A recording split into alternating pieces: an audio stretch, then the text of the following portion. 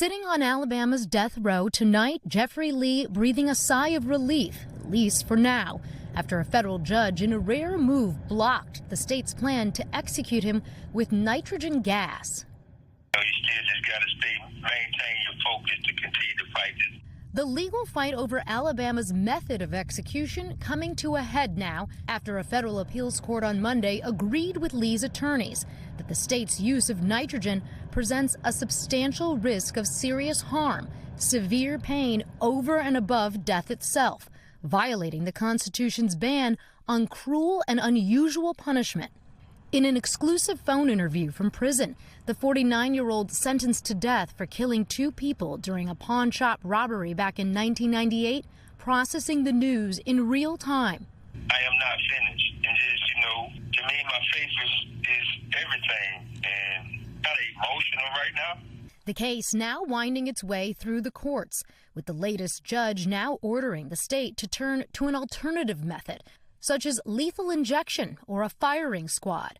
But Alabama's Attorney General Steve Marshall has appealed, arguing supplies and staffing needed for those methods are more limited, and that Lee is just trying to delay justice, writing, "Lee knows it hurts to be shot. He shot Jimmy Ellis in the chest and Elaine Thompson in the head." Lee's case now drawing renewed attention to the state's use of nitrogen, as 8 men have been executed with the gas since 2024, while defense lawyers allege it induces conscious suffocation. Lee says despite his crimes, no matter what happens, he believes he will find redemption in heaven. I'm not scared to die.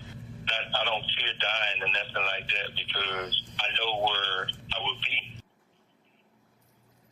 And with that, Laura Jarrett joins Top Story tonight. So, Laura, what do you expect if this case makes it to the Supreme Court? Yeah, Tom, we could see some movement on that as soon as tomorrow. As you mentioned, he is scheduled for execution tomorrow. This conservative majority is not typically one to weigh in to block a particular method of execution. And just last year, when this issue came up with nitrogen gas, the court declined to intervene over the vociferous objection of the liberals on the court. However, we should mention there is case law out there saying that if a method is particularly painful or traumatizing, then the courts can weigh in. So we'll wait to see what the high court does tomorrow, Tom. We thank you for watching. And remember, stay updated on breaking news and top stories on the NBC News app or watch live on our YouTube channel.